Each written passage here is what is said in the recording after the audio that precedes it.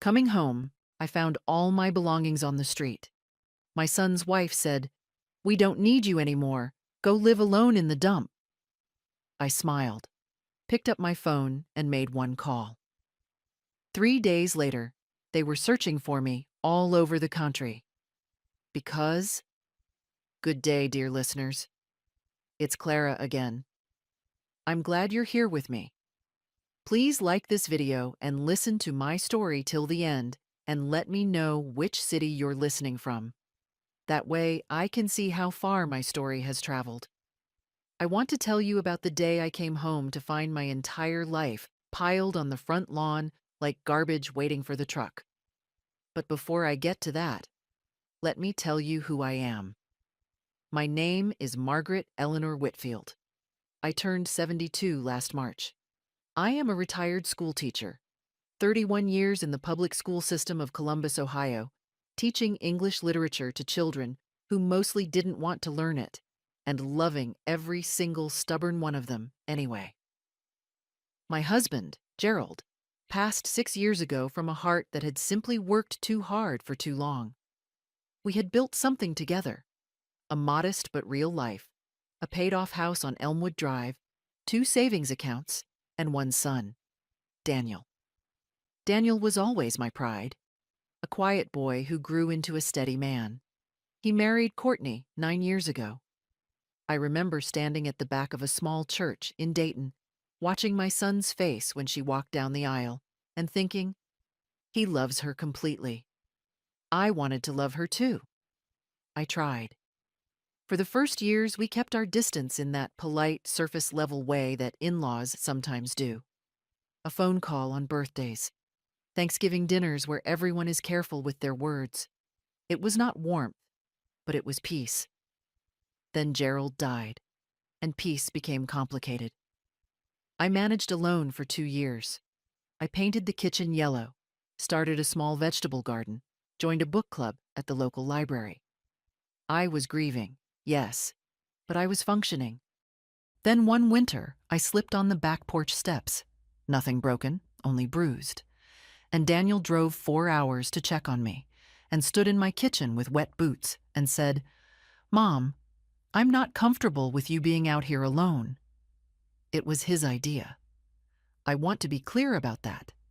It was entirely his idea that I sell the Elmwood Drive house and move into the spare bedroom of their home in Cincinnati. Courtney said, "Of course, Margaret. Family takes care of family." She smiled when she said it.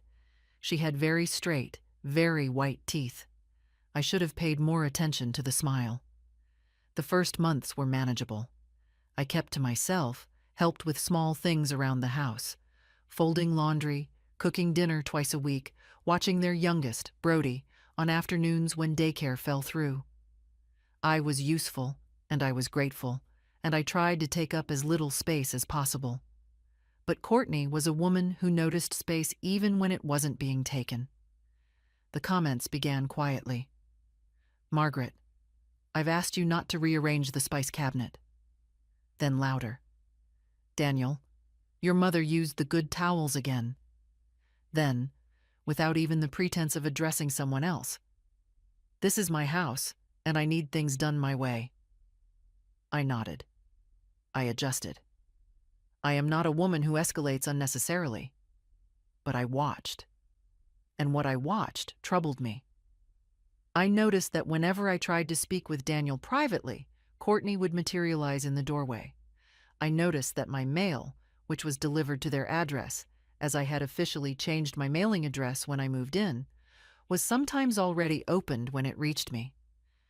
I noticed that a question I had asked Daniel about my own finances, about the joint account he had helped me set up after Gerald died, was answered not by Daniel, but by Courtney, who said, "Oh, we've been taking care of all that, don't worry." Don't worry. 2 words I have come to distrust completely. I want to tell you, I am not a suspicious woman by nature. I spent 31 years believing that people are better than they appear when they are frightened or lazy or selfish. I believe that still. But belief in human goodness does not require you to be blind to human behavior. And the behavior I was seeing was not good.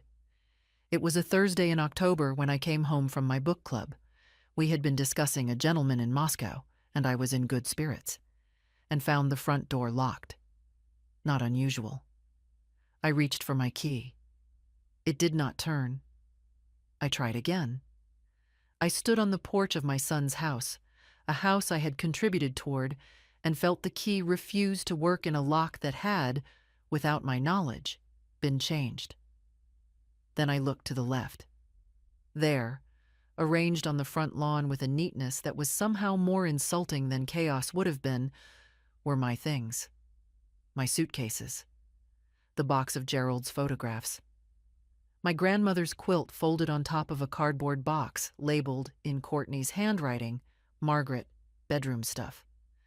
Courtney appeared in the doorway. She was wearing her good blouse, which told me she had planned this. "This isn't working," she said. "You need to find your own situation. You're not our responsibility." I looked at my things on the lawn. I looked at her face. I looked past her shoulder for Daniel and did not see him. "Where is my son?" I asked. "He agrees with me," she said. And then she closed the door. I stood on that lawn for a long moment. The October air was cold and smelled like wood smoke and dying leaves. A neighbor's dog barked somewhere down the street. And then I reached into my purse, took out my phone, and I smiled. Because I knew something Courtney did not know. I knew exactly who I was going to call. I did not make the call immediately.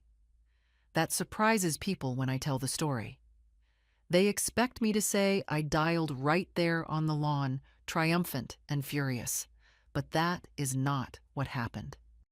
What happened is that I sat down on my suitcase, the large blue one Gerald and I had bought for our trip to Portugal that we never took, and I let myself feel it. All of it. The humiliation, the cold, the specific, shattering grief of a mother who realizes her son did not fight for her, did not come to the door, did not even have the decency to face her himself. I am telling you this because I want you to understand. I was not a superhero in that moment.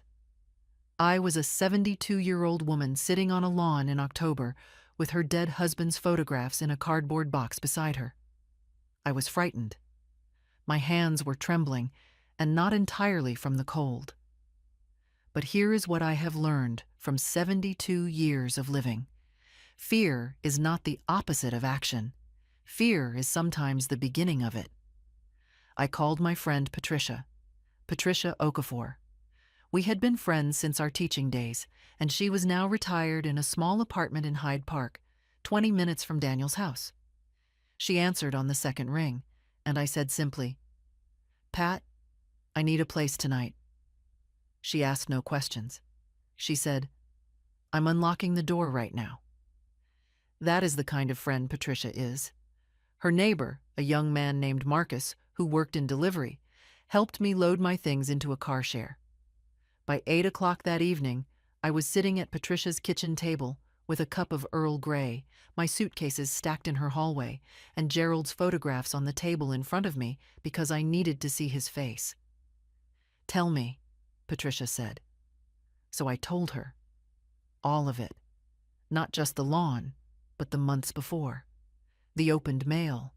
The evasive answers about my bank account. The sense of being managed like a problem rather than respected like a person. Patricia listened without interrupting, which is a rare and valuable skill. Then she said, "Margaret, what do you know about your finances right now?"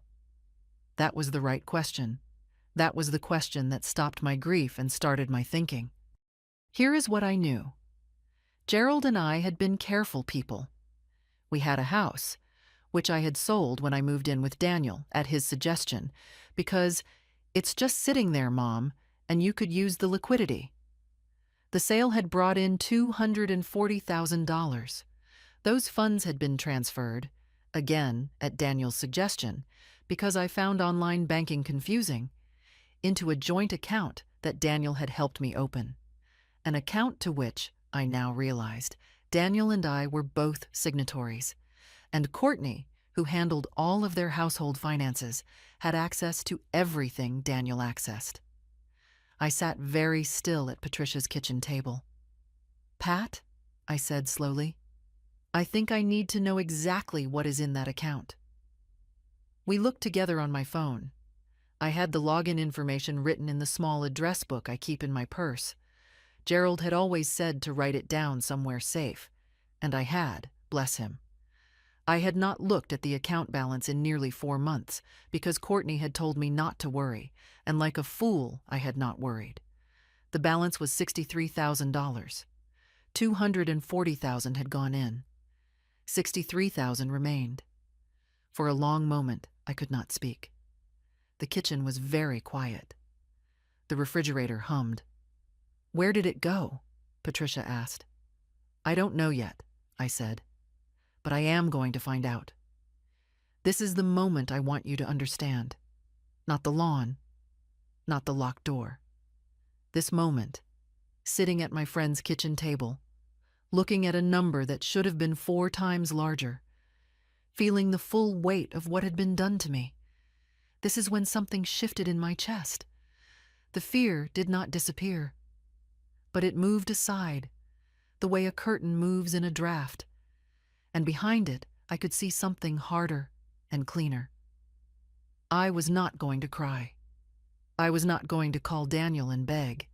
I was not going to knock on a door that had been locked against me and ask politely to be let back in. I was going to make one phone call, one specific, careful, deliberate call. But not tonight. Tonight, I needed to think. I needed to know exactly what I was dealing with before I spoke to anyone who mattered. I spent that night and the following morning going through every document I had brought with me. And thank God I had brought the filing folder I kept in my bedroom closet, the one with copies of everything important, because Gerald had raised me to keep copies of everything important. The original joint account agreement, the wire transfer confirmations from the house sale, my Social Security statements, my late husband's pension records, and one more thing, a document I had nearly forgotten about, a document that changed everything, because there was something Courtney did not know about me, something she had never thought to ask, because she had decided I was simply an old woman who needed to be managed. She had never thought to ask whether I had a lawyer. His name was Robert Ashford, and he had been Gerald's attorney for 22 years. Robert was 70 himself, semi-retired, operating out of a small office on Reading Road that smelled of old wood and legal paper. Gerald had trusted him completely, and Gerald had been an excellent judge of character. After the funeral, Robert had handled the estate, walked me through the will, made sure everything was in order. He had given me his direct number and said, "Margaret, if you ever need anything, anything at all, you call me." I had not needed to, until now. I called him at 9 in the morning from Patricia's kitchen. He picked up himself. No receptionist, just Robert, who said, "Margaret Whitfield, it's been a while." "Robert," I said, "I think my son and daughter-in-law have been using my money without my authorization, and I've been put out of the house."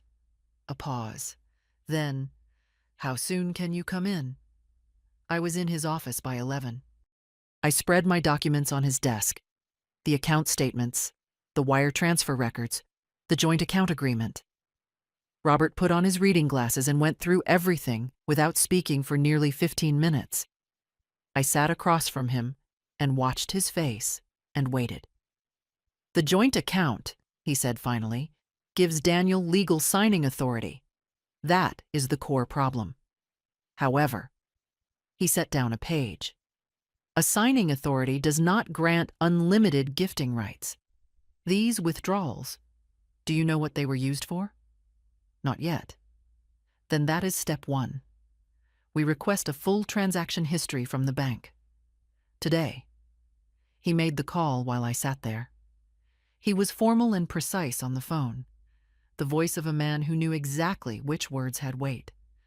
When he hung up, he said, We'll have the records within 48 hours. In the meantime, I want you to do something. I want you to write down everything you remember, every conversation where Daniel or Courtney discussed your finances, every time you were told not to worry, every date you can recall. Details matter enormously. I nodded. I was already pulling out a pen. There's one more thing, I said. I reached into my folder and placed the document I had nearly forgotten on his desk. Robert looked at it. Then he looked at me over his glasses. It was the deed to the Elmwood Drive house, the original, from when Gerald and I purchased it in 1987. And attached to it, a page I had found clipped behind it, something Robert himself had drawn up 4 years ago at Gerald's request, 6 months before Gerald died. A legal memorandum confirming that the proceeds of any future sale of the Elmwood Drive property were to remain solely in Margaret Eleanor Whitfield's name, and that any joint financial arrangement involving those proceeds required Margaret's written, witnessed consent for withdrawals exceeding $5,000 per transaction. Gerald had known. Gerald, who was quiet and gentle and never said an unkind word, had known that someday someone might try to take from me, and he had asked Robert to build a wall around me without ever telling me it was there. I cried, sitting in that office. Just for a moment. Just briefly. Robert handed me a tissue and said, very quietly, "Gerald was a thorough man." "Yes," I said. "He was." The memorandum changed everything. It meant that the large withdrawals from the joint account, whatever they had been used for, were potentially not just unethical, but legally actionable. Without my written, witnessed consent, Daniel had no authority to move sums above $5,000. And based on the statements in front of us, there had been multiple transactions well above that threshold. We were no longer talking about a family dispute. We were talking about potential financial elder abuse. Robert used that phrase carefully, with the precision of a man who chose words the way a surgeon chooses instruments. "I want to be methodical," he said. "We don't allege anything yet. We gather, we document, and then we act from a position of complete information." I agreed. I left his office with a list of things to do, and the first solid sense of ground beneath my feet that I had felt in months. But here is what I did not know as I walked out onto Reading Road into the pale October sunlight. Daniel had called Patricia that morning. Courtney had told him I had called Pat, and Daniel, who was not an evil man but was a weak one, and weakness in the hands of someone like Courtney can do the work of evil, had called to ask where I was. Patricia had told him only that I was safe and nothing more. But he had heard something in her voice, apparently, because he called 3 more times that day. By the time I returned to Patricia's apartment, there was a text on my phone from Daniel. It read, "Mom, I think we need to talk before you do anything. Please call me." I read it twice. Then I put the phone face down on the kitchen counter. Before you do anything. He already knew I was doing something, or he suspected. And Courtney, who was smarter than she was wise, would be pushing him to find out what. Let them wonder. Evidence does not wait for permission, and neither anymore did I. The bank records arrived on a Thursday, and they were worse than I had feared. Robert called me at Patricia's apartment with his voice carefully neutral, the voice of a professional keeping his emotions contained, and said, "Margaret, I'd like you to come in this afternoon." I knew from the careful neutrality that it was serious. I sat in his office again, in the same chair, and he walked me through the records page by page. In the 18 months since the house sale proceeds had landed in the joint account, $177,000 had been moved. The transactions had been structured deliberately, amounts between $8,000 and $15,000, spaced weeks apart, in a pattern that Robert described, without raising his voice, as consistent with deliberate avoidance of standard banking alert thresholds. The money had gone to 3 places: a home renovation company that turned out to be registered in Courtney's maiden name, a credit line that belonged exclusively to Courtney, and a brokerage account that Robert's paralegal had traced, in one afternoon of careful work, to a joint account belonging to Courtney and her sister. Not to Daniel. Not to Daniel and Courtney. To Courtney and her sister. My son had either participated in stealing from his mother, or he had been blind to his wife stealing from his mother. I sat with both possibilities and found neither of them bearable. But I put the unbearable feelings away because there would be time for them later, and right now there was only the work. Robert filed a formal complaint with Adult Protective Services and simultaneously initiated a civil action for financial recovery. Because of Gerald's memorandum, that quiet, prescient document, we had a strong legal foundation. Robert also contacted the bank to flag the account and prevent further transactions. 2 days later, Daniel appeared at Patricia's door. I had been expecting it. What I had not entirely anticipated was Courtney standing behind him on the porch, arms crossed, wearing an expression I can only describe as controlled fury, barely dressed as concern. "Mom," Daniel said. He looked pale. He looked, I thought, like a man who had recently been informed that his life was more complicated than he had believed. "Can we please talk?" Patricia had gone to her sister's for the afternoon, leaving me the apartment. I opened the door but did not invite them past the threshold. I stood in the doorway in my cardigan and looked at my son. "You should speak to Robert Ashford," I said.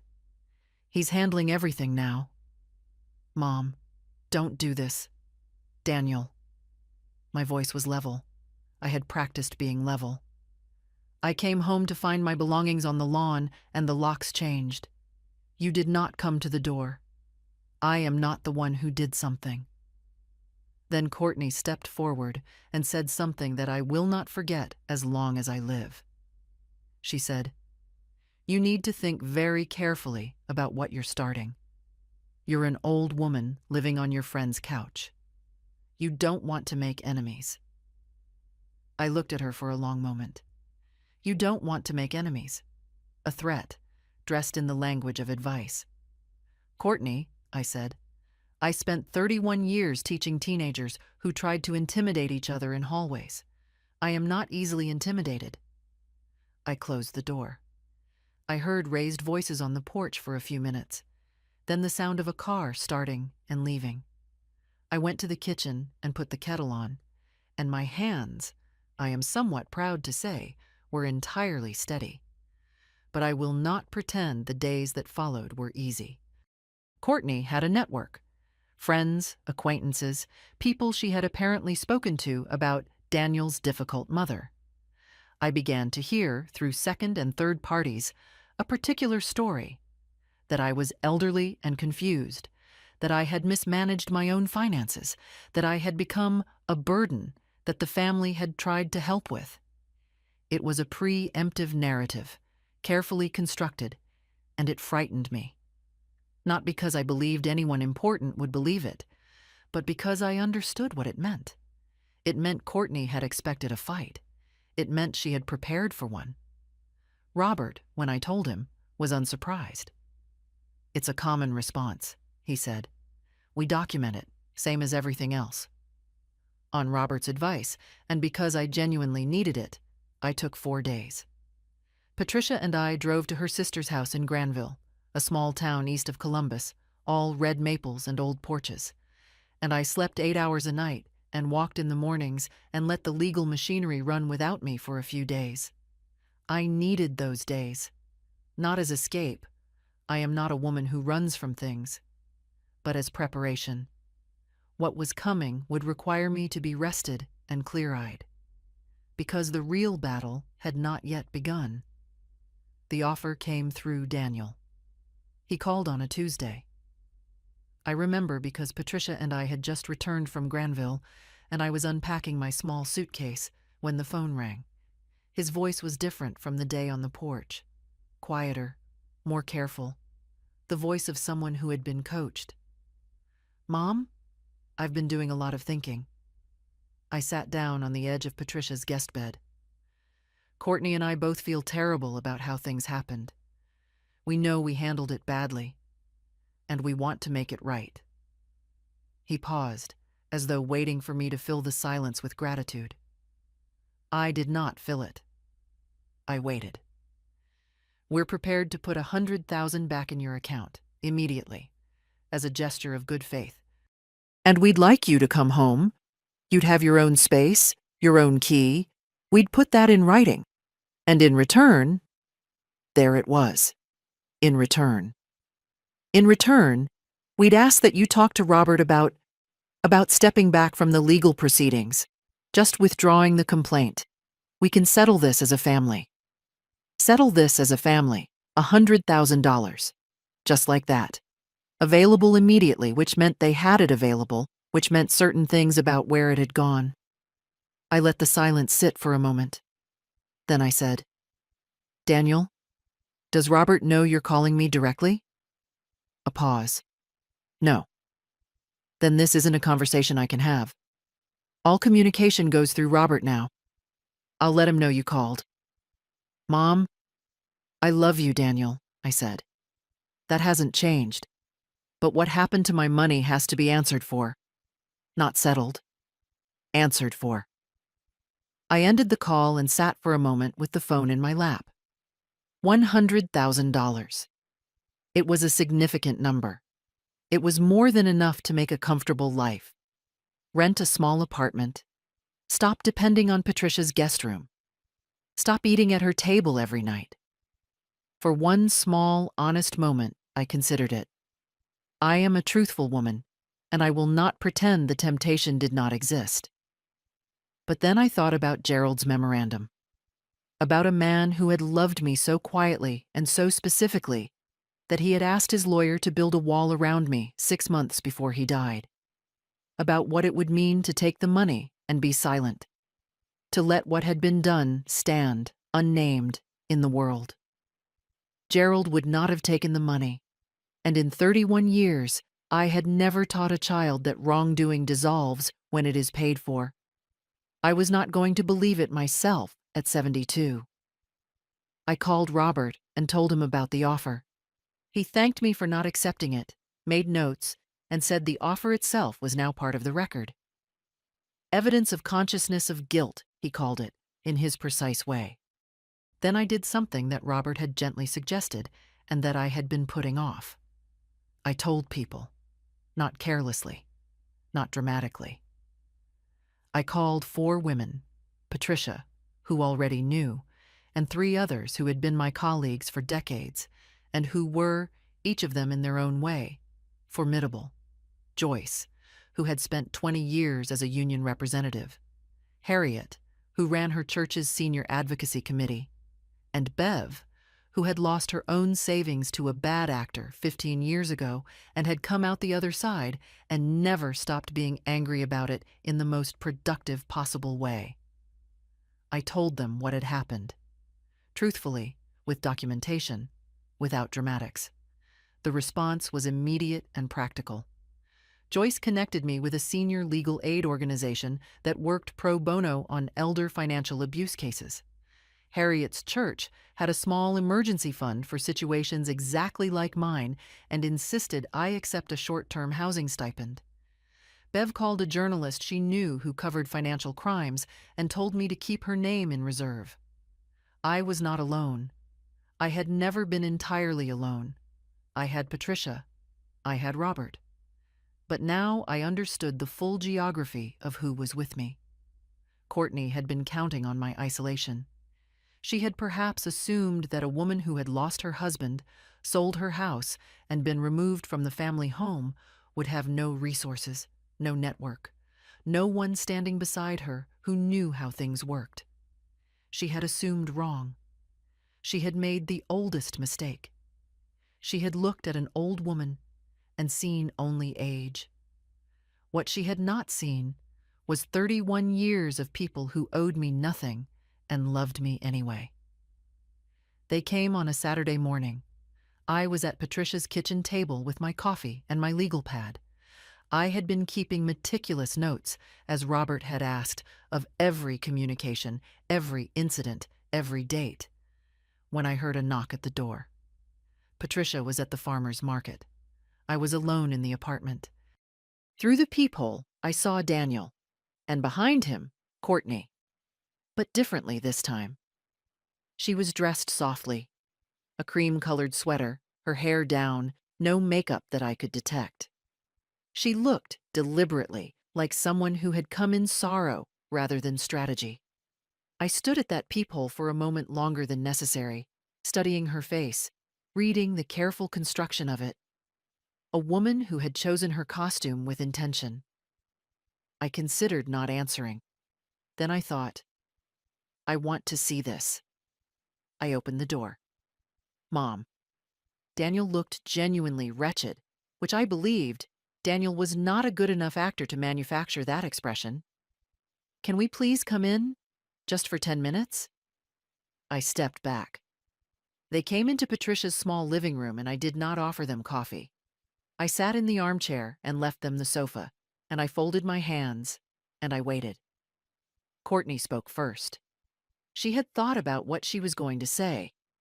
I could feel the architecture of it, the prepared structure underneath. Margaret, she said. Not Mom, I noticed, which she had called me sometimes in the early years.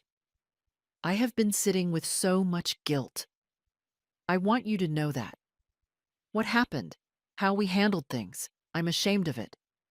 Truly. She paused. I imagined she expected me to say something softening. I said nothing. We were overwhelmed, she continued. Financially, emotionally. Daniel and I were drowning, and we made terrible decisions. We should have come to you honestly. We should have asked for help instead of... She paused delicately. Instead of doing what we did. She was admitting wrongdoing. That was unexpected, and I filed it away. People do not admit wrongdoing unless they believe the admission buys them something. I had seen this in 31 years of teaching. Students confessing to the smaller infraction to protect the larger one, hoping you would accept the offering and look no further. The performance was polished, but the structure beneath it was familiar. What we're hoping, she said, and her voice shifted slightly, became warmer, more intimate, is that you'll consider what this legal process is going to do to our family, to Daniel, to Brody. There was the blade. Brody, my grandson, who was 6 years old and had nothing to do with any of this. Brody deserves grandparents, she said. He deserves a family that isn't destroyed by a lawsuit. You love him, Margaret. We know you do. And we're asking you, we're begging you, to think about what you're teaching him about how families handle their problems. It was, I will admit, skillfully done. She had found the softest point and pressed it precisely. I thought of Brody's face, his gap-toothed smile, the way he called me Gram Marg because he couldn't manage the full word when he was 2 and had never bothered to update it. I thought of his small hand in mine at Gerald's funeral, when he had been too young to understand, but had known, in the way children know things, that something serious had shifted in the world. I looked at Courtney for a long moment. Then I said, Brody deserves to grow up in a family where people are honest and take responsibility for what they do. That is what I am modeling for him right now. And when he is old enough to understand, I will explain it to him. And I believe he will understand. Courtney's face changed. Not dramatically. She was controlled enough for that. But around the eyes, something hardened. You're going to destroy Daniel, she said. Daniel's choices are Daniel's responsibility, I said, as yours are yours. You sanctimonious old... Courtney. Daniel's voice was sharp. He put his hand on her arm. She stopped, straightened, stood up. You are making a very serious mistake, she said. Quiet now, controlled again, but the warmth entirely gone, the mask entirely off. There are things we could say about your mental state, about your confusion. Robert Ashford is 80 years old and semi-retired, and we have a very good attorney who will make this very ugly. I stood up too. I've taught school for 31 years, I said. Do you know how many parents have stood in front of me and said the words, "You'll be sorry for this"? I stopped counting in the 90s. I walked to the door and opened it. They left. I closed the door and stood in Patricia's hallway, and I will be honest with you. I was frightened. The threat about my mental state was not an empty one. These things happen to elderly people, and sometimes the accusations stick not because they are true, but because the system is imperfect and the people making the accusations have money and time. I was frightened of the ugliness she was capable of, and of the way the legal system can sometimes be made to serve people who have more money than righteousness. I thought of what it would mean to sit across from a doctor I had never met and be asked to prove that my memory was intact, that my judgment was sound, that I was not confused. The thought made my stomach tighten. But the fear, as I stood in that hallway, was not large enough to turn me around. It was exactly the right size to make me careful, and careful was exactly what I needed to be. I sat back down at the kitchen table and opened my legal pad. I wrote down every word that had been said in that room. Courtney's performance of remorse, Daniel's silence, the threat about my mental state, the exact phrasing she had used, with the time and the date. And I called Robert on Monday morning and read it all to him. My handwriting was steady. My memory of the conversation was complete and precise. Let them call me confused. My notes would speak for themselves. She threatened to challenge your competency, Robert said. Yes. Good, he said, which surprised me. That tells me they have nothing else? The hearing was set for a Wednesday in November. The leaves were off the trees by then. Cincinnati in November is gray and flat and serious, which felt appropriate. Patricia drove me to the courthouse on Reading Road, a different building than Robert's office, but the same street, which I found oddly comforting, and we sat in the car for a moment before going in. How are you feeling? Patricia asked. Clear, I said, and I meant it. Not fearless? I am honest enough to admit there was a low, steady hum of anxiety beneath everything, but clear. Clear about what had happened. Clear about what I could prove. Clear about what I wanted, which was not revenge, but accountability, which is a different and more serious thing. The proceeding was a civil hearing related to the financial abuse complaint, with the Adult Protective Services case running parallel.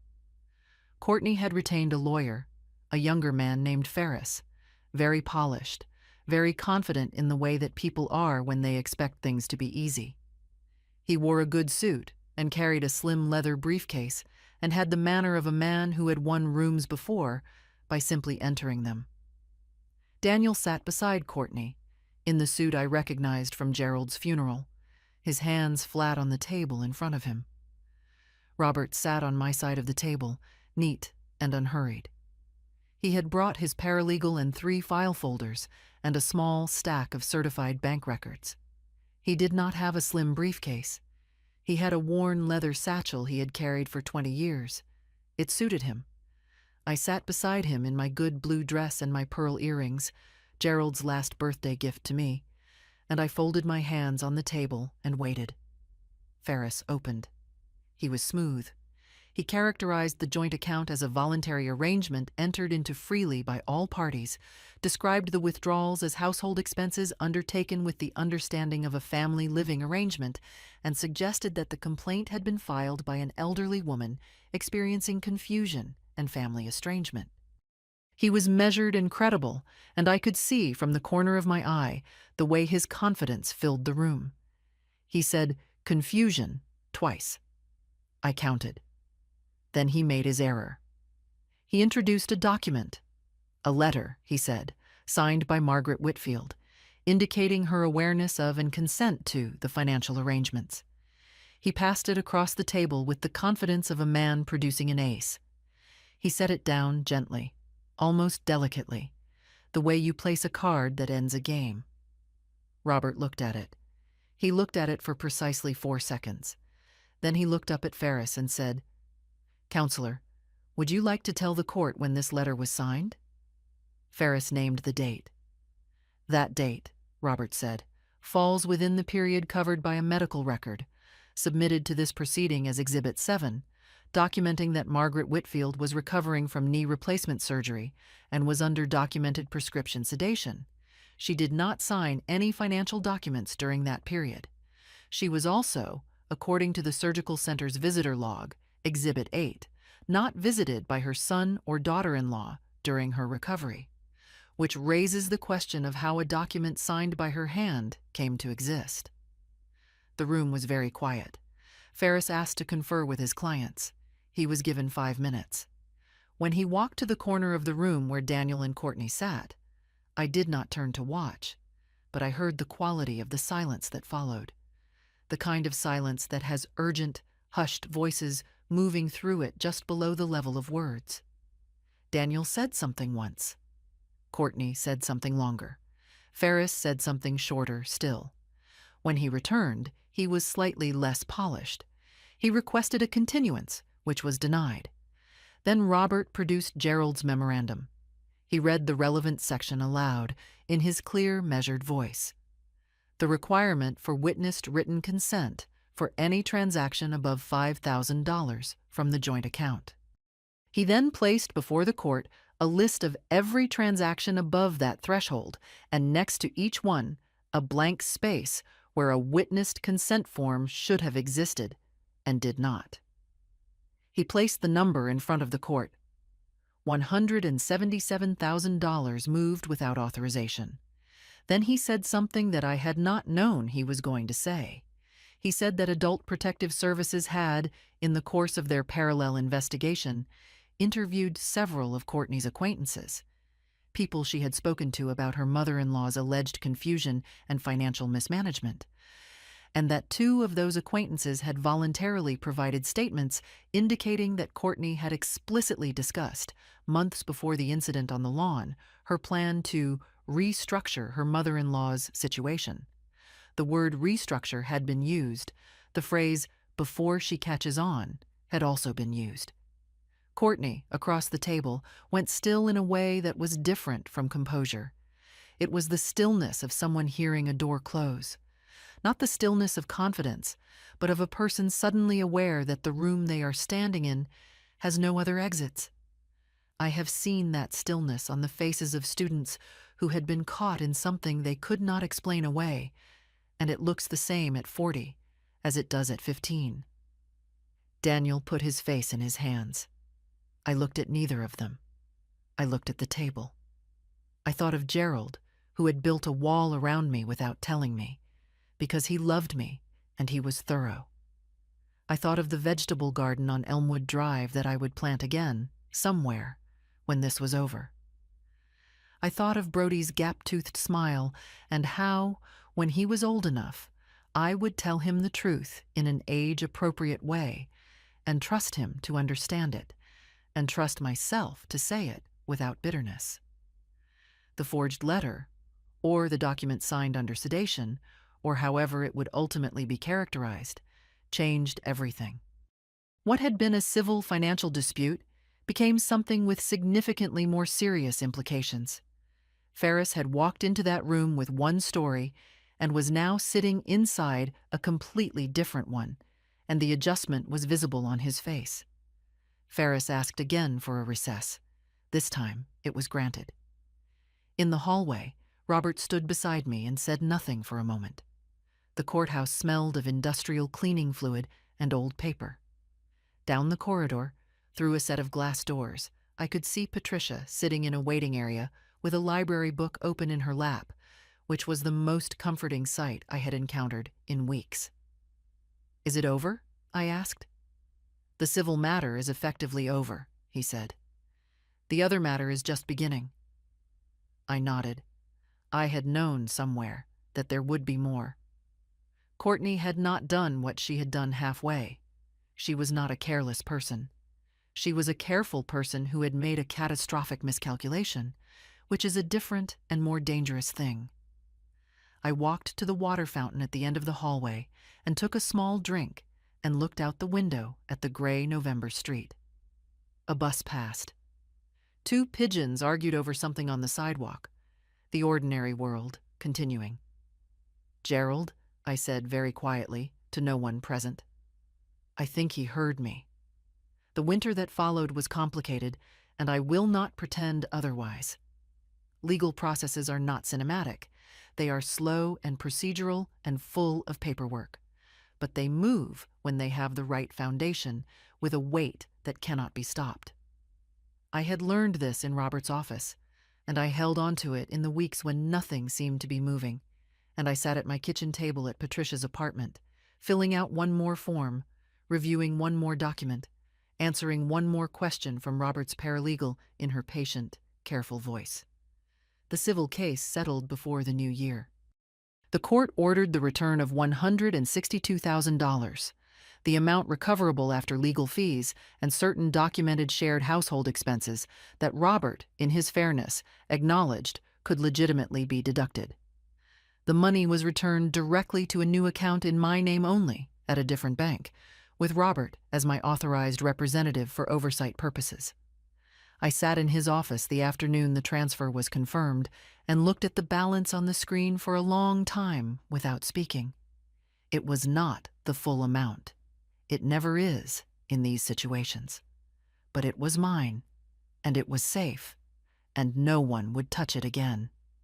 The forgery question, the signed letter produced by Ferris, was referred to the county prosecutor's office. This took longer. These things always do.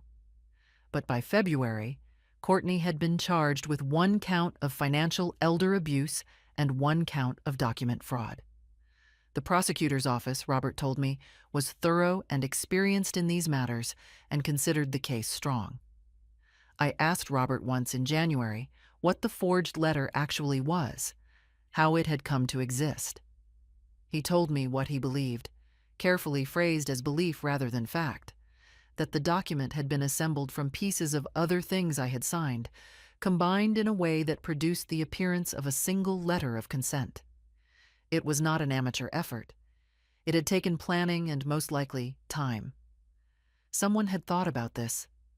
Someone had looked at me and my trust and my reliance on people who said, "Don't worry," and had planned around it. I sat with that knowledge for several days. I did not let it make me cynical. I refused to. Daniel was not charged. This was a decision that produced complicated feelings in me, and I will be honest.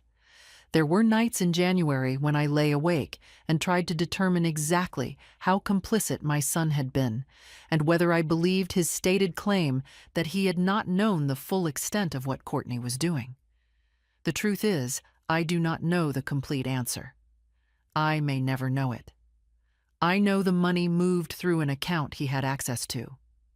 I know he never asked questions, or if he did, he accepted answers that should not have satisfied anyone who was paying attention.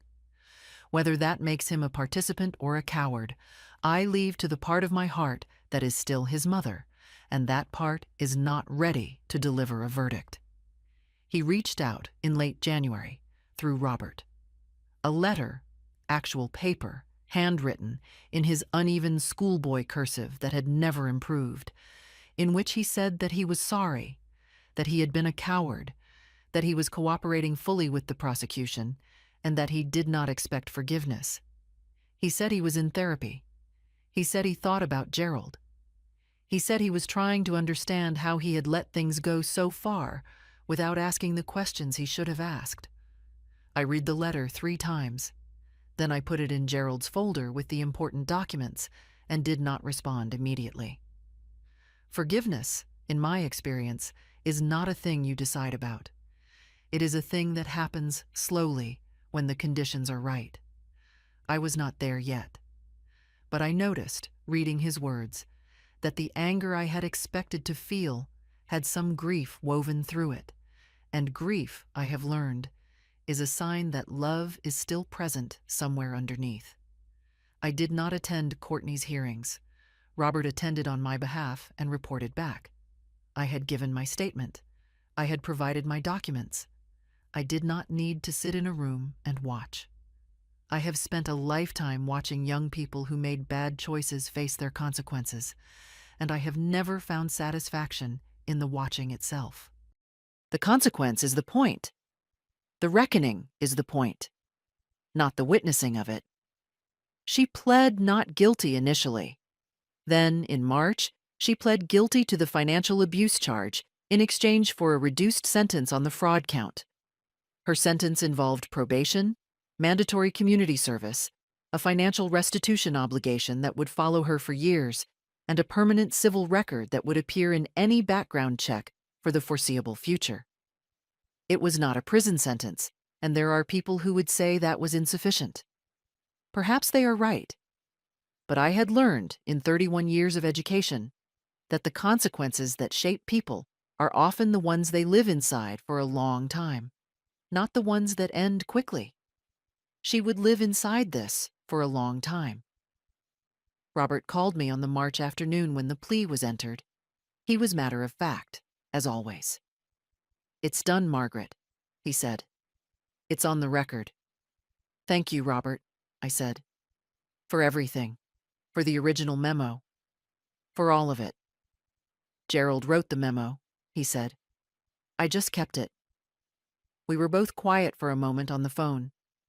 What I did after that call was not dramatic. I did not open champagne. I did not make speeches. What I did was put on my coat and walk out into the March afternoon, where the air smelled of cold soil and the very first suggestion of something coming back to life. I walked for 40 minutes through the streets of Hyde Park, past the houses with their bare front gardens beginning to show the first pale green of early bulbs. I thought about what I had lost, and what I had recovered, and what, honestly, could never be recovered. I thought about the word settled, and decided I preferred the word resolved. There was no victory scene. There was only a walk and crocuses pushing through cold ground, and the feeling, quiet but solid, the way real things are, of ground beneath my feet that belonged to no one but me. That was enough. That was, in fact, everything. Spring came early that year, and I planted tomatoes. The apartment on Hawthorne Avenue had a small patio, south-facing, with more sun than I had expected. I bought pots and soil and seedlings, tomatoes, basil, a border of marigolds because Gerald had always said marigolds kept the aphids away. And I spent an April weekend on my knees in the good dirt and felt something come back that I had not realized had left me. Patricia lived 10 minutes away, and we saw each other 3 or 4 times a week. Joyce came for dinner on Thursdays. Harriet's church adopted me in the warm, practical way that good communities do, not with pity, but with casseroles and invitations, and the tacit understanding that I was one of theirs. Bev, who had never stopped being productively angry about financial abuse of seniors, recruited me to speak at a workshop she organized through the city's senior center. I stood at a folding table in front of 40 retired people and told them, "Keep copies of everything. Have your own lawyer. Do not let anyone tell you not to worry." My book club expanded to 8 members, and we started meeting at my apartment some months, which meant I had reason to keep the place looking like itself and to bake, which I enjoy. I started writing again. Journal entries at first, then longer pieces. Gerald had always said I should have been a writer. I began to think he might not have been wrong. I did not become a different person. I did not transform into someone harder, or more guarded, or less inclined to trust. I remain, at my core, a woman who believes in human goodness. What I added, what those months had built into me, was precision, a clearer eye for the distance between what people say and what they do. It is a useful thing, and it does not make you unkind. It makes you careful, and careful is not the same as closed. What happened to Courtney and Daniel I know in pieces, because Patricia heard things, and Harriet heard things, and a city like Cincinnati is smaller than it appears. Courtney's sentence involved a period of probation, community service, and a requirement to attend a financial ethics program. Consequences that were real, but not, by any measure, as severe as what she had done. She and Daniel separated that winter. Whether this was a consequence of the legal proceedings or of something deeper that the proceedings had only exposed, I do not know. I do not think it matters very much. Marriages built on the foundation of exploiting someone else tend to develop structural problems when the exploitation is removed. She moved back to Dayton, where her family was. She got a job. Whether she rebuilt anything worthwhile there, I genuinely hope so, in the way that I hope for everyone who has done harm to find their way back to something better. I am not her enemy anymore. I am simply done with her. Daniel stayed in Cincinnati. He continued in therapy, according to the mutual friends who passed information without being asked to. He spent several months living in a rented room in a house share, which must have been humbling for a 44-year-old man with a son, and perhaps humbling was what he needed. Brody split time between his parents, as children do in these circumstances, and was reportedly doing well in first grade, which is the thing that mattered most to me. Daniel and I spoke on the phone for the first time in July. A short call. He asked how I was. I told him. He told me about Brody's first baseball game, a detail that I held carefully because Brody is not responsible for his parents, and I love him without condition. The call was not warm, exactly, but it was honest. That was more than I had expected. It was enough for now to build the next thing on. On my 73rd birthday, Patricia organized a small party at her apartment. 8 women around a table, good food, a cake with more candles than anyone cared to count, and a great deal of laughter. I opened a card from Brody, a drawing of a person labeled Grandmarg with a large yellow sun overhead, and had to excuse myself to the bathroom for a moment. When I came back, Joyce raised her glass and said, "To Margaret," who didn't go quietly. I raised my glass too. "I never have," I said. And around that table, my people laughed, and the evening went on. Here is what 73 years taught me in one hard season. Know what you own. Keep copies. Never let anyone stand between you and your own information.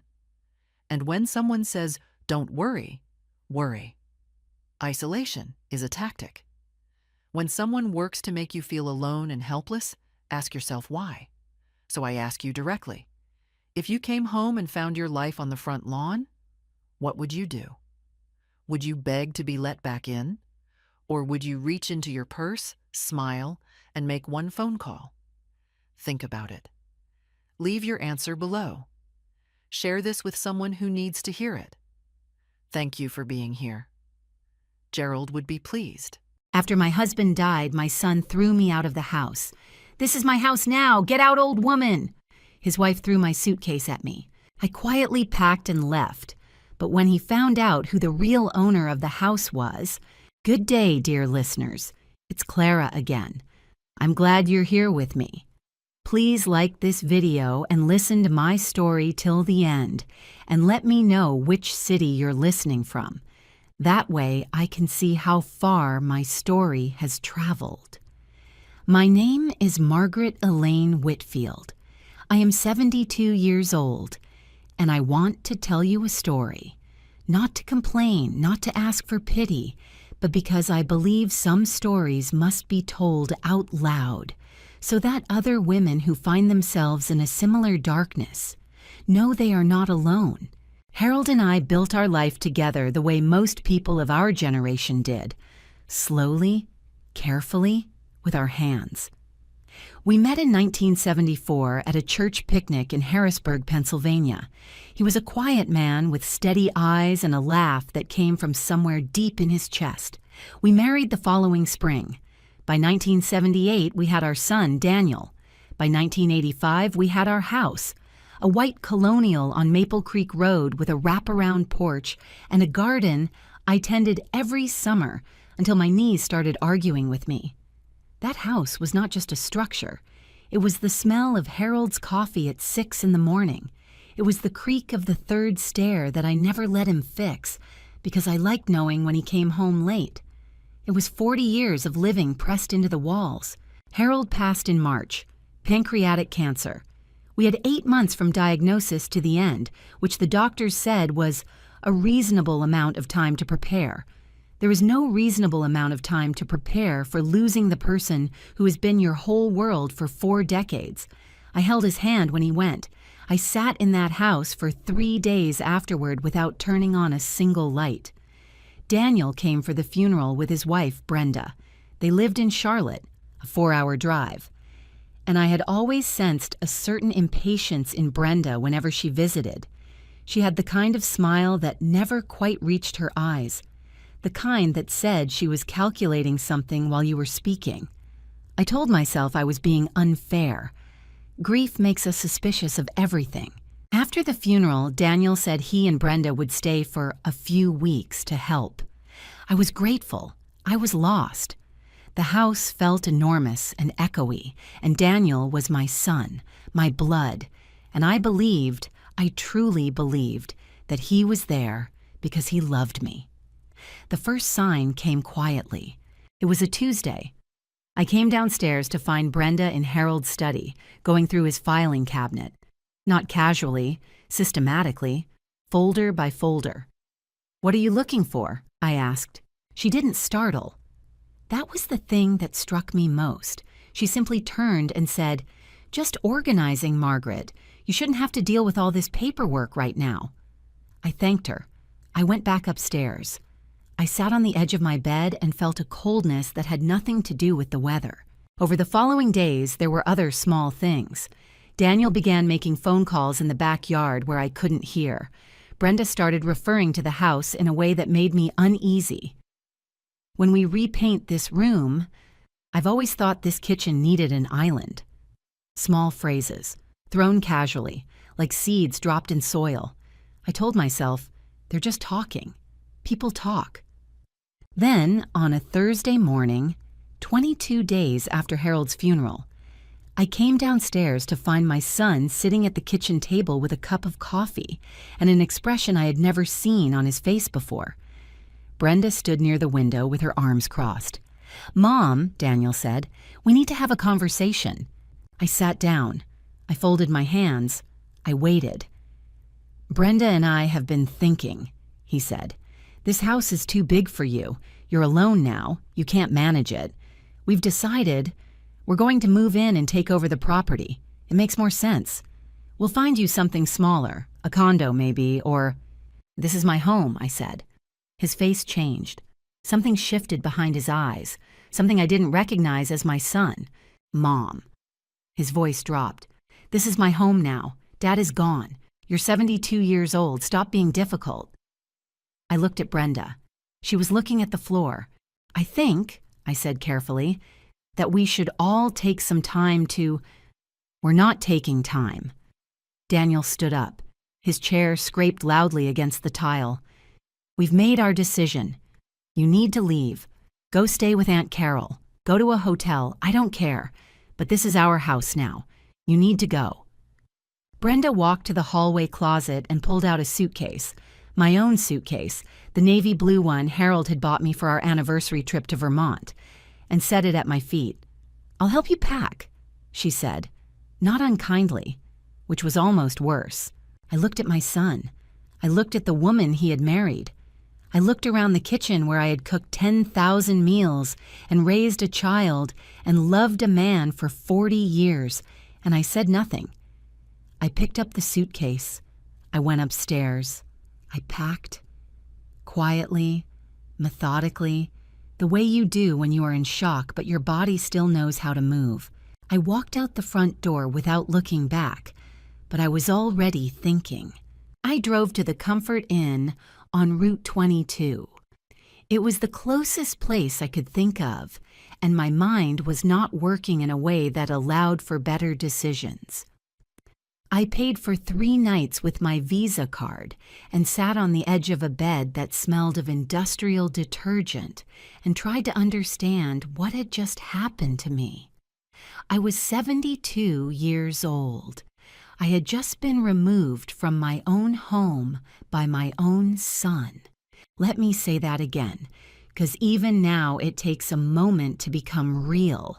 My son, the boy I had carried, fed, walked to school, stayed up with through fevers and nightmares and teenage heartbreaks, had pointed at the door of the house I had lived in for 37 years and told me to get out. The first night I cried. I am not ashamed to say it.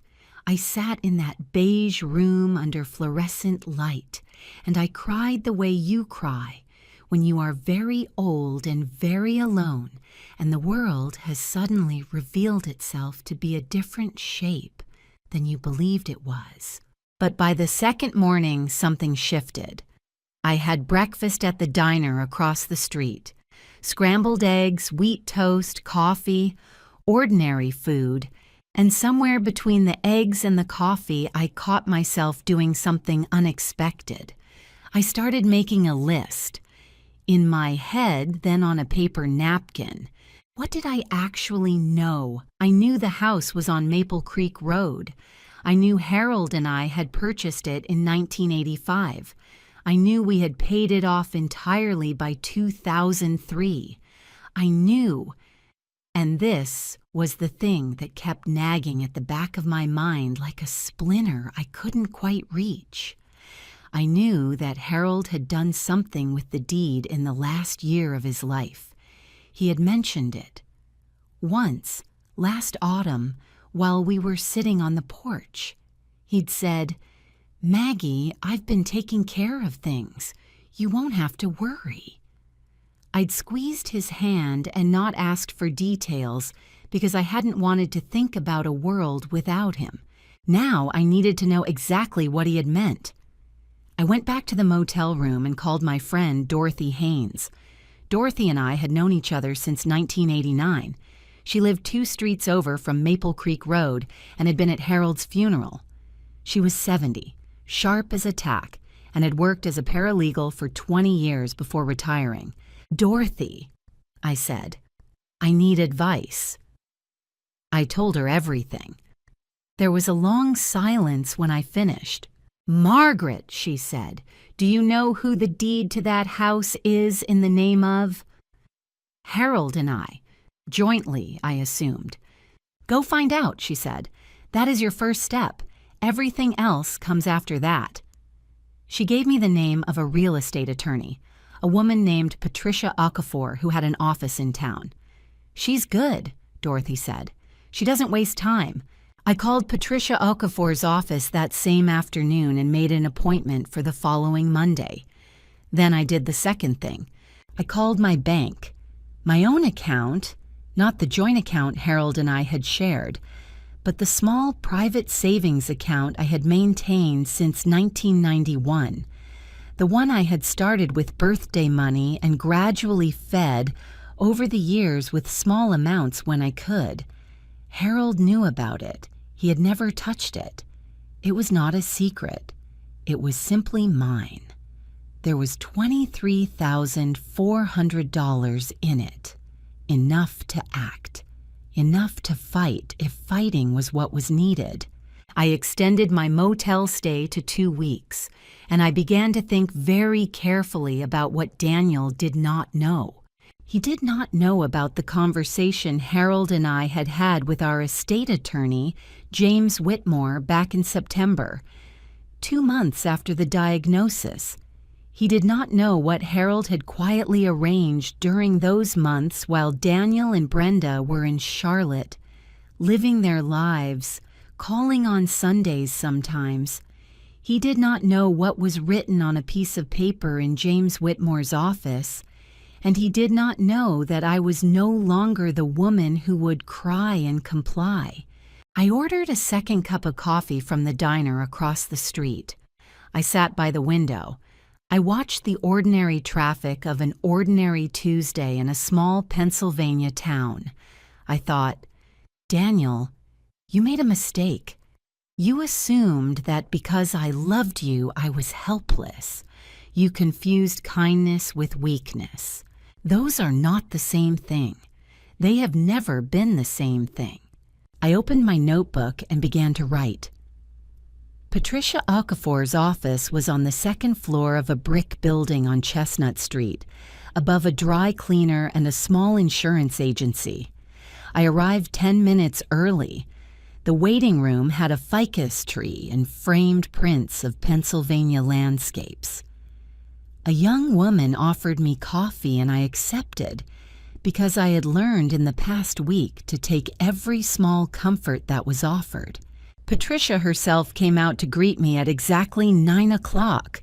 She was perhaps 50, with close-cropped hair and reading glasses pushed up on her forehead, and the specific kind of unhurried attention that I have always associated with people who are genuinely good at what they do. We sat down. I told her the situation from the beginning. I did not editorialize. I did not cry. I stated the facts the way Harold had always taught me to state facts, plainly and in order. When I finished, she asked 3 questions. Do you know the name of the attorney who handled your husband's estate, James Whitmore, on Penn Avenue? Do you have access to your husband's will or to any estate documents? I have copies of some things. Harold kept the originals with James. And the deed to the house. Do you know if it was ever transferred or modified in the past 2 years? This was the question. This was the one I had been circling for a week. Harold told me he had taken care of things, I said. I didn't ask what that meant. I think I need to find out. Patricia nodded slowly. I'm going to pull the property records today, she said. The deed is a matter of public record. We'll know within a few hours who the legal owner of that property is. She made a call while I sat there. Her assistant pulled the county property records online. It took less than 15 minutes. Patricia set a printed sheet on the desk in front of me and turned it so I could read it. The deed to 14 Maple Creek Road had been modified in October of last year. 4 months before Harold died, it had been transferred out of joint tenancy. The sole owner listed on the deed was Margaret Elaine Whitfield. Harold had put the house entirely in my name, quietly, deliberately, while he still had the strength to do it. He had known, perhaps better than I had, that there might come a moment when I would need that protection. I looked at the paper for a long time. Your son, Patricia said carefully, has no legal claim to that property, none whatsoever. He doesn't know that, I said. No, she agreed. He doesn't. I thought about Daniel's face at the kitchen table, the certainty in it, the ease with which he had told me to leave, as if it were already done, already settled, as if I were a minor inconvenience to be relocated rather than a person with rights. I thought about Brenda going through Harold's filing cabinet. What had she been looking for? The will? The deed? Had she found what she was looking for? Or had she found nothing and assumed the property would pass automatically? They had assumed. That was the thing. They had simply assumed. What are my options? I asked Patricia. She folded her hands on the desk. As the legal owner of that property, you have the right to return to it at any time. You have the right to ask any occupants to leave. If they refuse, you can pursue formal eviction proceedings. But given that your son has no lease, no legal tenancy agreement, and no claim to the property, It would be a straightforward case. How long would that take?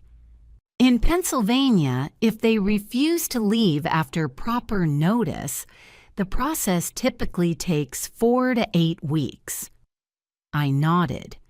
And if I wanted to be very sure, if I wanted to have every document in order before I made a move, how long would that take? Patricia looked at me with something that might have been appreciation. 2 weeks, she said. Give me 2 weeks, and you will be standing on ground so solid they won't be able to move you with a crowbar. Then let's do that, I said. I signed a retainer agreement. I wrote a check. I walked back down the stairs to Chestnut Street and stood in the pale November sunlight and felt something I had not felt since Harold died. I felt like myself. That same evening, my phone rang. It was Daniel. Mom. His voice had a new quality in it, something slightly less certain than it had been at the kitchen table. We haven't heard from you. Are you all right? I'm fine, I said. I'm staying with Dorothy. A pause. Dorothy Haynes? That's right. Another pause. Okay, good. We just wanted to make sure you were settled. I'm very settled, I said. Thank you for calling, Daniel. I hung up. He had felt something, some shift in the air. I didn't know how. Perhaps it was the calmness in my voice. Perhaps it was instinct. But something had made him pick up the phone, and I knew then that the clock had started for both of us. The difference was I already knew what time it was. He didn't. Patricia had been right. 2 weeks was enough.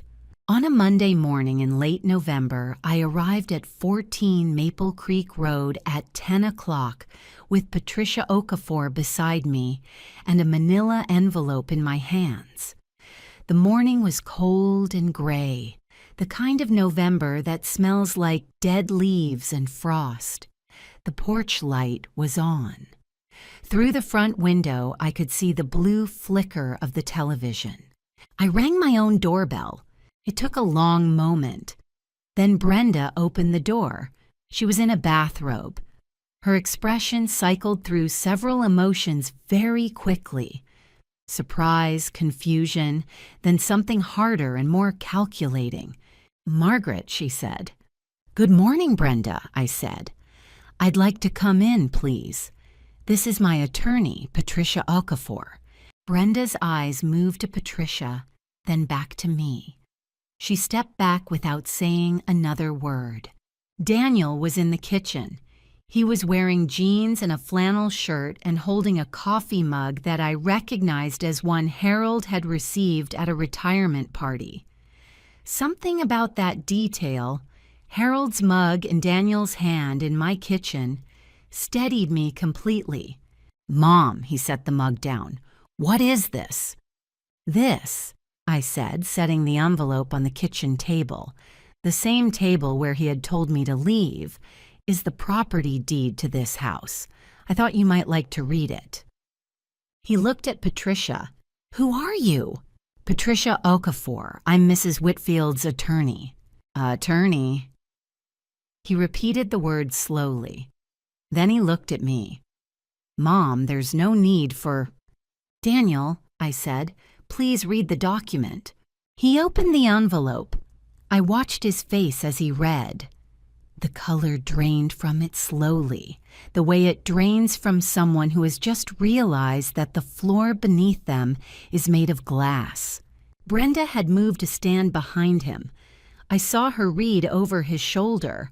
I saw her jaw tighten. Dad put it in your name, Daniel said. It wasn't a question. He did, I said, in October of last year. James Whitmore handled the transfer. It's all recorded with the county. The silence in that kitchen was very loud. Then something changed in Daniel's posture. He straightened. He set the papers down and looked at me with an expression I can only describe as cold. You need to understand something, he said. I'm not going anywhere. You want to make this legal? Fine. We'll make it legal. But I promise you, Mom, I will contest this. Dad wasn't in his right mind those last months. Everyone knows that. I'll say he was coerced. I'll say you manipulated him.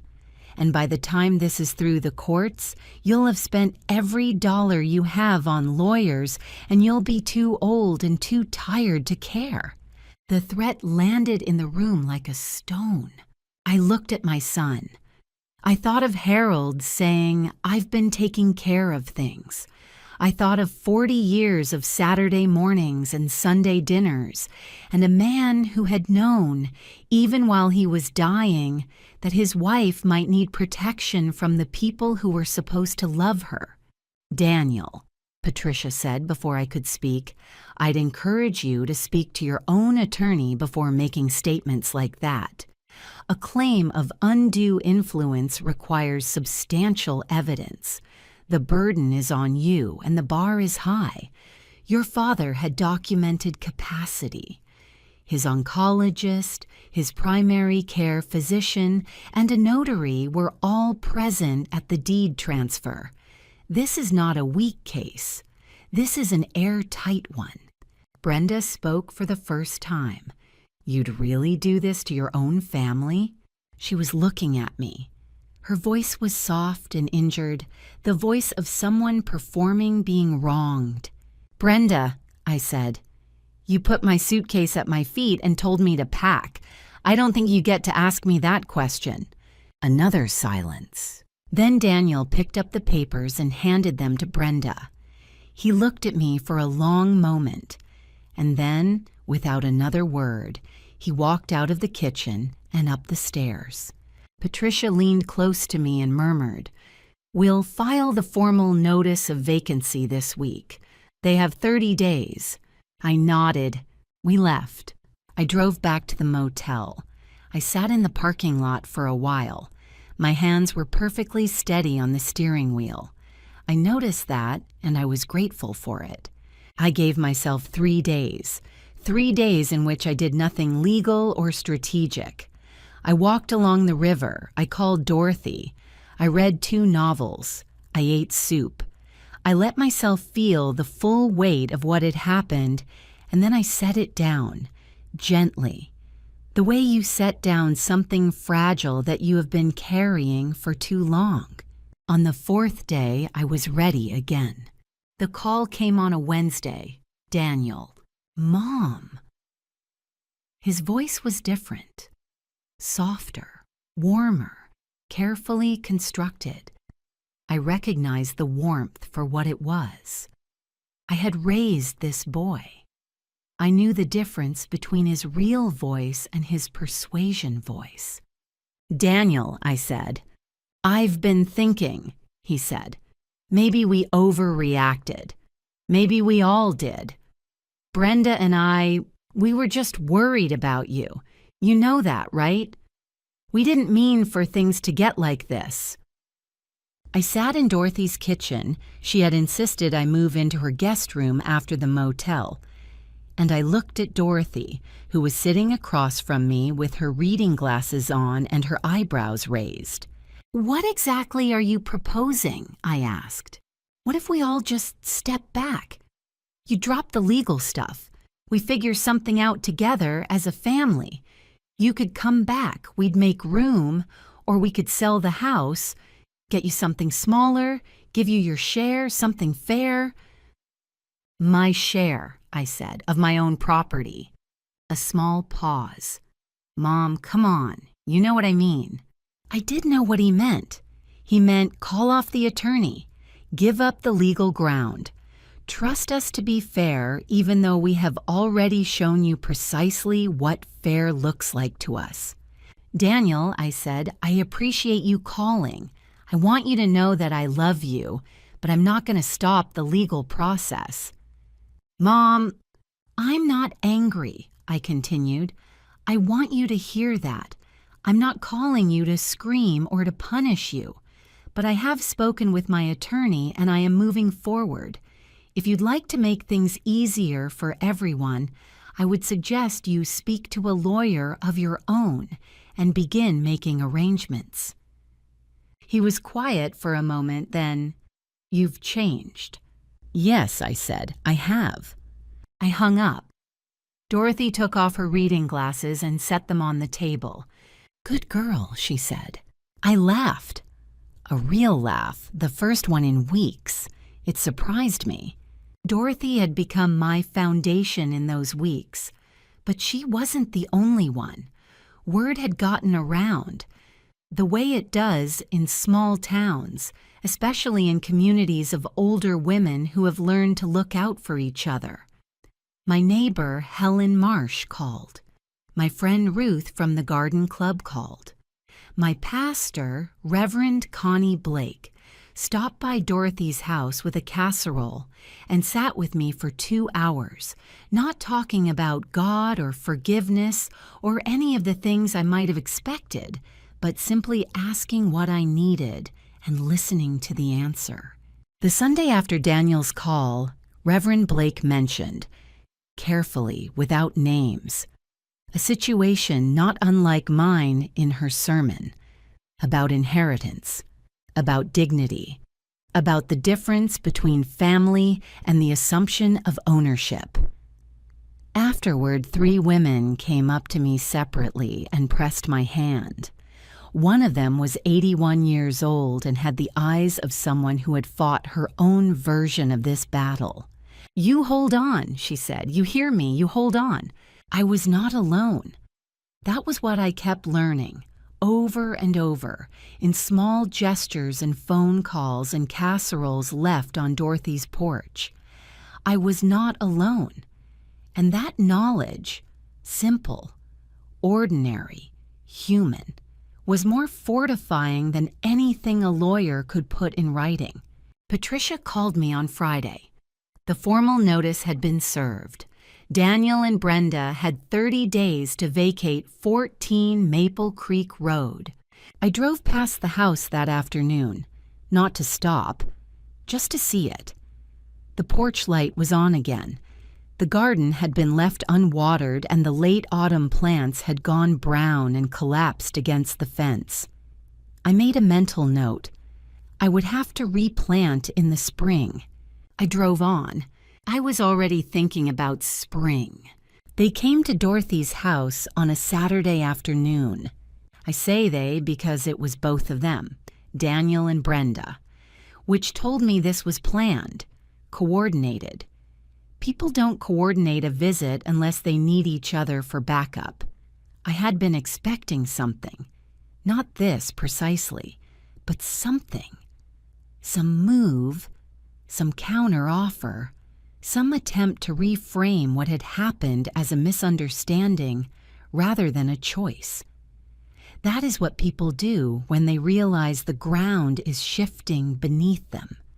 They reach for the narrative that makes them the reasonable ones. Dorothy opened the door. I watched from the hallway. "We'd like to speak to Margaret," Daniel said. He was wearing his good jacket. Brenda had her hair done. They looked like people arriving at a job interview, and the absurdity of it, the performance of normalcy they were staging on Dorothy's front step, caused something in me to go very still and very clear. Dorothy looked back at me. I nodded. She let them in. We sat in Dorothy's living room. Brenda had brought flowers, yellow chrysanthemums in a grocery store wrapper. She set them on the coffee table. I noted that she did not ask if Dorothy would like them, simply placed them as though the gesture itself was the point. Dorothy glanced at them once and returned to her knitting without comment. Some gestures speak for themselves. "We wanted to talk to you face to face," Daniel began.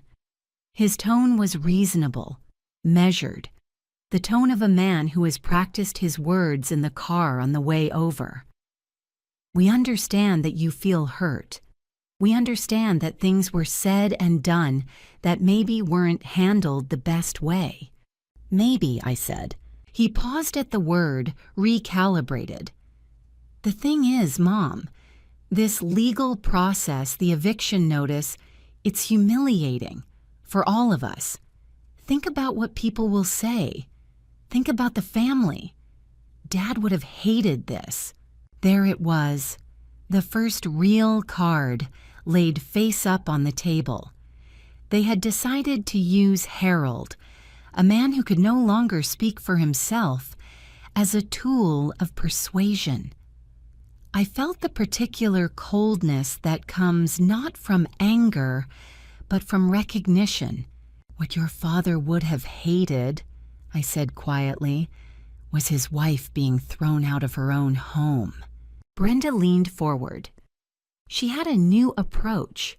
I could see it arriving on her face like a change in weather. Margaret. She used my first name.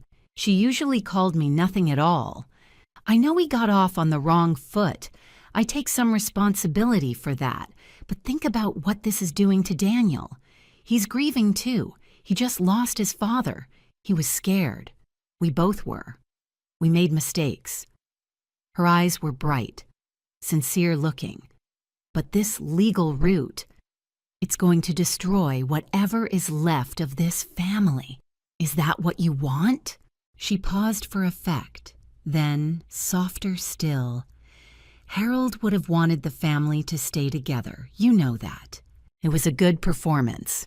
I will give her that. But here is the thing about being 72. You have watched enough theater to know when you are in the audience. Brenda, I said, when you put my suitcase at my feet, were you frightened? She blinked. What? You heard me. When you went to the hall closet and got out my suitcase and placed it in front of me, were you feeling scared, grief-stricken? Were you making a mistake? She opened her mouth, closed it. Because you didn't look frightened, I said. You look like someone who had already decided something and was following through. The room was quiet. Dorothy's knitting needles had gone still. And you didn't hesitate, I continued. There was no pause, no moment of doubt. You went directly to the closet as though you had already thought about which suitcase to use, hadn't you? The silence that followed was the most honest thing Brenda had said since she arrived. Daniel's jaw tightened. The reasonable, measured tone cracked slightly at the edges. Mom, I'm asking you, family to family, drop the legal case. Let's handle this ourselves. And if I do, I asked, what does that look like? What do you offer me in exchange for walking away from my legal rights? He hesitated. That hesitation was its own answer. I thought so, I said. Daniel stood up. The measured tone was gone entirely. You want to know what happens if you keep going with this? I'll tell you. We'll file a counter-challenge. We'll subpoena records from Dad's oncologist, from Whitmore's office, from everyone. We will make this as long and as expensive and as public as we possibly can. And you will spend your last years in courtrooms, and you will die without a family. The room was very quiet. Dorothy, who'd been sitting in the corner like a small and watchful stone, said without looking up from her knitting, "That sounds like a threat, Daniel." He looked at her as though he had forgotten she existed. Perhaps he had. People like Daniel, when they are performing, tend to lose track of their audience. Let me walk you out, I said. I stood, and something in the way I stood, unhurried, straight, not conciliatory, seemed to confuse him. He had expected me to flinch. People who issue threats always expect flinching. When you don't give it to them, they don't quite know what to do with themselves. I walked them to the door. I closed it behind them. I listened to their footsteps on Dorothy's porch steps, then the car doors, then the engine, then silence. I went to the kitchen. I put the kettle on. My hands were shaking very slightly. Not from fear exactly, but from the specific adrenaline of having held your ground when someone larger and louder was pushing. I was afraid, yes. I want to be honest about that. The threat of years of legal battles was not nothing. I was 72. I was tired. There were moments when the easiest thing in the world would have been to say, "Fine, take the house. I am too old and too sad for this fight." But then I thought of Harold's face, his steady eyes, the deliberateness with which he had walked into James Whitmore's office and changed that deed, knowing, in some part of him, what might come. He had not done that casually. He had done it while fighting cancer, while managing pain, while knowing he was running out of time. He had spent some of his last good hours making sure I would be protected. He had fought for me before I knew I needed fighting for. The kettle boiled. I poured my tea. I called Patricia in the morning. The hearing was set for a Thursday in December in a county courtroom on the 3rd floor of the Dauphin County Courthouse. I wore my navy dress, the one I had worn to Harold's retirement party, and my good winter coat. Dorothy drove me. We arrived early and sat in a long corridor on wooden benches while attorneys went back and forth through heavy doors. The building smelled of old paper and floor wax, which is what I imagine justice smells like when it is operating the way it should. I had never been in a courthouse before, not for anything like this. I had half expected to feel intimidated by it. The weight of the ceilings, the formality of the wood and marble. Instead, I felt oddly calm, as though the building itself understood what I was there to do. Patricia had told me to expect one of two things. Daniel would arrive with an attorney and file a formal challenge, or he would arrive with a compromise offer. She had not told me to expect what actually happened. They arrived without an attorney. I saw them the moment they came through the door. Daniel in his good jacket again, Brenda in a dark coat, and behind them, a man I didn't recognize who turned out to be Brenda's brother, Carl. There for moral support, apparently, or perhaps as a witness, or perhaps because Daniel no longer trusted himself in a room with lawyers without reinforcement. Carl was a large, quiet man who looked deeply uncomfortable, and I found, oddly, that I did not blame him for being there. He had not hired an attorney. Patricia had explained to me quietly what that meant. Either they could not afford one, their finances were apparently more precarious than I had known, or they had spoken to one and been told the case was not worth pursuing. The deed transfer was clean. The documentation was airtight. Harold had been of documented sound mind. There was nothing to challenge. Any competent attorney would have told them so within the first 15 minutes of reviewing the file. They were here to negotiate, from a position of nothing. We sat at opposite sides of a table in a small conference room adjacent to the main courtroom. A court mediator sat at the head of the table, a thin, efficient woman named Judith, who had the expression of someone who had seen every possible version of this particular human drama and had long since stopped being surprised by any of it. Patricia laid out the documents, the deed, the transfer records, James Whitmore's affidavit confirming Harold's capacity at the time of the transfer, the oncologist's note confirming same, everything clean, everything dated, everything witnessed and notarized. Patricia set each document down with the quiet efficiency of someone laying down cards in a game where the outcome is already settled. Judith went through each document methodically. Daniel's composure held for approximately 20 minutes. Then Judith asked him directly, "Mr. Whitfield, do you have any documentation to support a claim of undue influence or diminished capacity?" He opened the folder he had brought. I could see from across the table that it contained very little. He shuffled the papers. He pulled out something. I couldn't see what. And Judith looked at it briefly and set it aside. "This is not relevant to the property claim," she said. Brenda said, "He wasn't himself at the end. Everyone who knew him knew that." "Do you have medical documentation to support that?" Judith asked. Brenda looked at Daniel. Daniel looked at the table. "We have the right to speak to his doctors," Brenda said. "You have not subpoenaed any medical records," Judith said, and her voice carried no judgment, simply the flat, clear statement of fact. "You have not filed a formal challenge.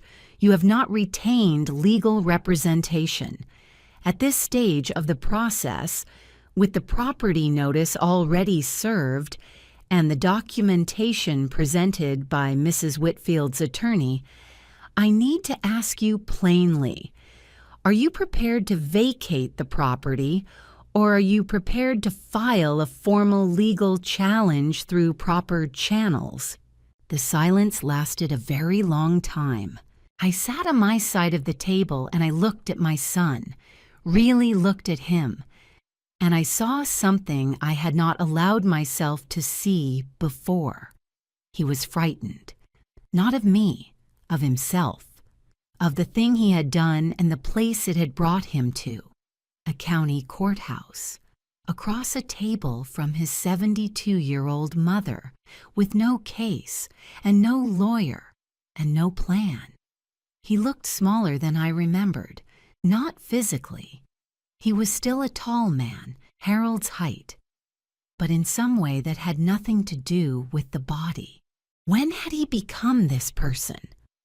When had the boy who used to fall asleep against my shoulder on long car trips become someone who could look at his mother and say, "Get out, old woman"? I had asked myself that question many times in the preceding weeks. I still didn't have an answer. I'm not sure the answer mattered anymore. What mattered was what happened next. "Daniel," I said. He looked at me. "I am not going to fight you forever," I said. "I am going to tell you one time what I need. I need you to vacate my home in the 30 days already specified in the notice. I need the house left in the condition in which you found it. I need Harold's belongings, his books, his tools, his things, to be left in place. That's all. Those are my terms. If you do that, I will consider the matter closed." I paused. Then I added, "I am offering you a way out of this room that preserves your dignity. I would take it if I were you." Judith looked at Daniel. Brenda started to say something. Daniel put his hand on her arm. It was the first time in that entire proceeding that he had touched her, and the gesture was not affectionate. It was a hand that said, "Stop." She stopped. He looked at me for a long moment. Something moved across his face.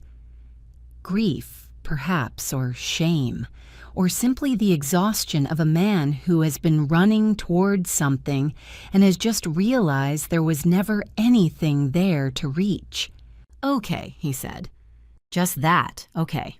Brenda's face went through something complicated and private. Carl, who had said nothing throughout the entire proceeding, quietly put on his coat. Patricia made notes. Documents were initialed. Judith closed her folder. We stood up.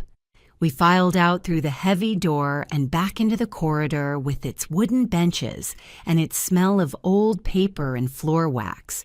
Dorothy was waiting. She stood up when she saw my face. "Well," she said. "They're leaving," I said.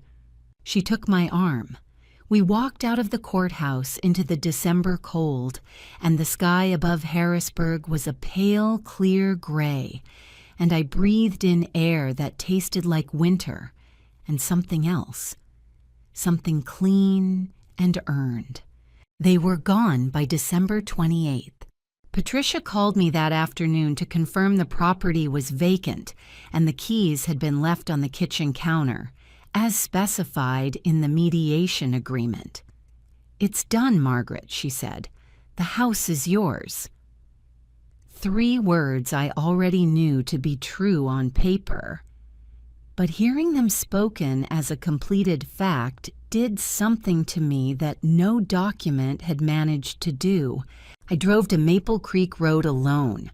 I wanted that moment for myself. It was a gray afternoon, cold in the way only December in Pennsylvania can be cold, honest and unambiguous. I parked in the driveway and sat looking at the house. The porch light was off. The garden was winter bare. The house looked, I thought, like something that had been waiting. Not abandoned, waiting. There is a difference. I took the key from my purse, my own key, worn smooth at the edges from decades of use, and unlocked the front door. It was colder inside than it should have been. Daniel had turned the heat down before leaving. I turned the thermostat up and heard the furnace kick on. That familiar low rumble, and something in my chest loosened in a way I hadn't realized was tightened. I walked through each room slowly. The kitchen. Harold's mug was in the cabinet where it belonged. I touched the handle. The refrigerator was empty and clean. The living room. The furniture was rearranged. I began putting things back in their places. It didn't take long. I knew this room the way you know a piece of music your hands remember without being told. Harold's study. This was where I stopped. His books were on the shelves. His reading glasses were still in their case on the desk. His photographs were on the wall. Our wedding, Daniel as a baby, the fishing trip to Wyoming in 1998. I sat in Harold's chair. It didn't feel like triumph. It didn't feel like victory in the way winning a game feels like victory. It felt quieter, like returning, like something restored to its right order after being wrongly disturbed. The light came through the study window the way it always had, falling across the desk at the same angle it had fallen for 37 years. "I'm home, Harold," I said. I spent the following week cleaning, thoroughly, methodically, with the radio on. Ruth and Helen came and helped 2 afternoons, moving furniture back, touching up scuffed paint, cutting back the dead garden plants. Dorothy brought lunch on the second day. Sandwiches, coffee, oatmeal cookies. We ate on the porch in our coats and laughed about something I can no longer remember, which is how I know it was genuine. Patricia filed the final paperwork. The matter was closed. The property was mine, unchallenged, documented, recorded. Daniel did not call. Brenda did not call. I did not call them either. People asked if I intended to reconcile.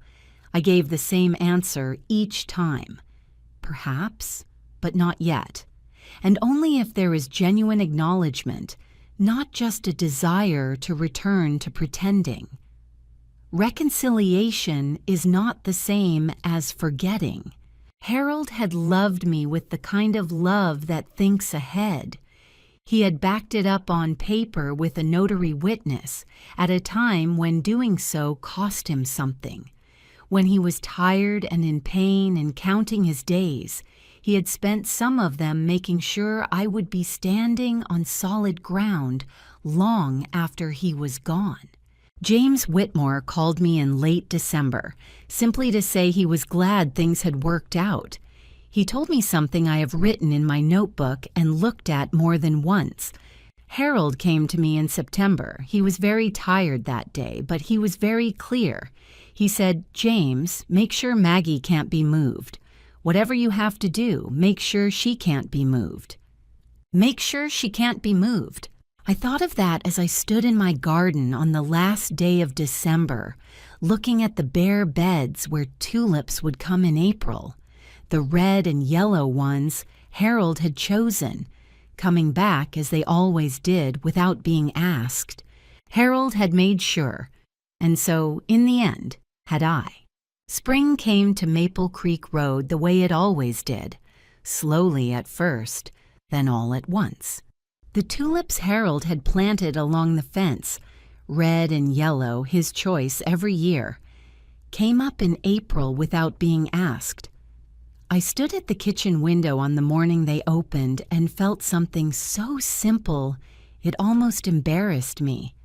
Pure, uncomplicated gratitude for tulips in April. The garden came back. I planted tomatoes along the south wall, replanted the lavender border, and put in a new rose bush near the porch steps. A deep red climber I had always wanted and always deferred. I was done deferring decisions. Dorothy came over on Saturdays and we drank coffee on the porch and watched the neighborhood go about its ordinary business. The Hendersons walking their retriever, the young family at number 18 with their stroller, the paperman in his 60s who waved every morning without fail. Small things, the exact texture of a life that is yours. I am still in my house on Maple Creek Road. The third stair still creaks, and I still haven't fixed it. I cook in my kitchen, tend my garden, walk along the river on Tuesday and Thursday mornings. Sometimes with Dorothy or Ruth, sometimes with a woman named Pauline from Reverend Blake's group who walks faster than anyone her age has any right to. In February, I joined a weekly gathering Reverend Blake had organized for older women navigating significant life transitions. 8 of us at the first meeting, 23 by April. We talked honestly about money, housing, family, about the specific vulnerabilities that come with age and widowhood. We were not a support group. We were women who had decided to stop being surprised by the world and start being prepared for it. One woman, a retired schoolteacher named Adeline, had fought a 2-year legal battle with her daughter over property, and won. She had the serenity of someone who has been through fire and knows exactly what she is made of. We became real friends. I am not unhappy. What I am is something harder to name. Settled, rooted, in possession of my own life in a way I took for granted when Harold was alive. Now I am my own ground. As for Daniel and Brenda, they returned to Charlotte. The plan Brenda had been describing to friends for months had involved selling the house to pay off years of accumulated debt. It had been a windfall they had already mentally spent. Without it, everything collapsed. By March, Daniel had lost his position at the logistics company where he'd worked 6 years. Brenda's design business, always described as perpetually on the verge of something significant, turned out to have been largely aspiration dressed as fact. They moved to a smaller apartment further out, making sharp adjustments to a life built on assumptions that hadn't held. Carl distanced himself from his sister after the mediation. In May, he sent me a letter. 3 careful paragraphs. He said Daniel and Brenda had been wrong. He admired that I hadn't become cruel, even when cruelty would have been understandable. He closed by asking whether the garden was coming back. That last detail moved me more than anything else in the letter. I wrote back. I thanked him for his courage and told him the tulips had been particularly good this year. I said I hoped things improved for everyone involved, and I meant it entirely. Bitterness is weight you carry yourself. I had spent enough of this year carrying weight that wasn't mine. Ruth and Helen came to dinner in June. Dorothy came. Reverend Blake came with her partner Simone, who brought a lemon cake. Adeline brought Riesling and conversation that went until 10 o'clock without anyone noticing. We ate on the porch as the summer evening settled. Fireflies rising from the garden, the roses already climbing the porch rail. Someone laughed about something. I can't remember what.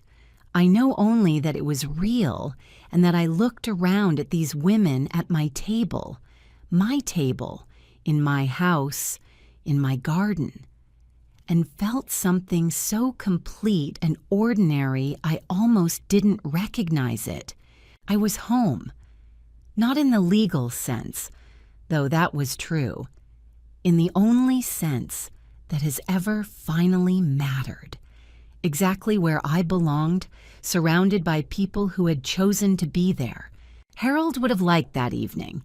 He would have sat quietly at the end of the table, smiled at exactly the right moments, and later come to stand beside me while I looked at the garden in the dark. I didn't need to hear the words. I already knew what they would have been. You held on, Maggie. I knew you would. And so, I will leave you with this.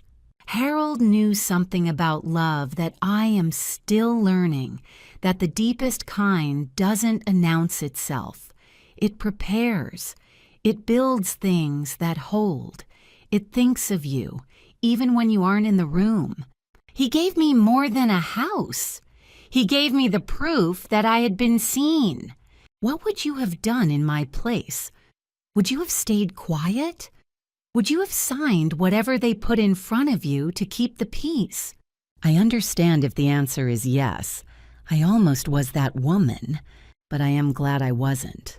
If this story meant something to you, if it reminded you of your own fight or your own house or your own Harold, I would love to know. Leave a comment. Tell me your story.